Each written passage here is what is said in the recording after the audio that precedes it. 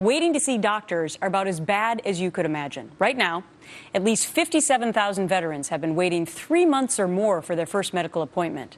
Another 64,000 who enrolled in the VA healthcare system over the past 10 years, they've never had appointments.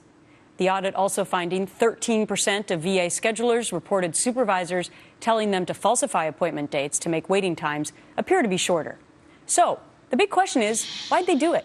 Well, the audit says the folks they interviewed described a numbers-driven system with unrealistic performance measures, creating a highly stressful work environment that limits the focus on serving the veteran.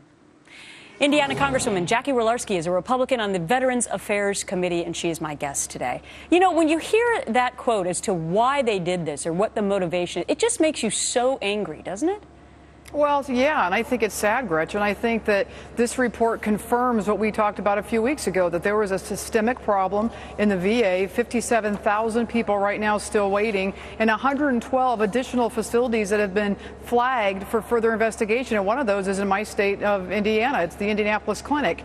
And I think that, you know, as we continue to root through this, this goes back to the issues we talked about before. This is early step 2 in a long process. We have to root out these bad actors. You know, they got bonuses too, Gretchen. You know, don't forget a lot of this stuff is wrapped around the incentive of making more money. Well, and then they admit that in this statement, a numbers-driven system with unrealistic performance measures creating a highly stressful work environment. Absolutely. I mean, so what does this say about government-run programs in general?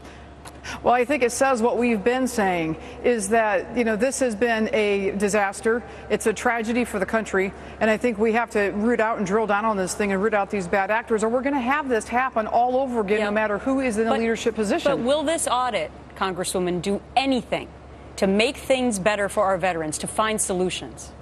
The audit itself is a document and a piece of paper that proves what we've been thinking. But Gretchen, there's been IG reports and GAO reports and all kinds of reports that match up with that audit that basically say the same thing over many, many months, if not years, which is there is a systemic problem.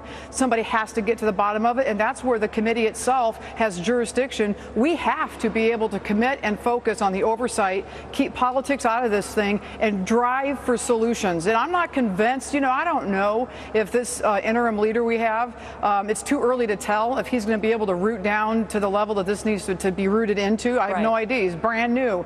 But it's our job, I think, in the Congress to continue to work in a bipartisan manner and demand solutions. And I think there's still an issue of urgency here. You know, there's not a whole lot of difference between that audit and all the information we've received the last 18 months. We're talking about thousands and thousands of veterans. Congresswoman, always great to get your thoughts. Thank you.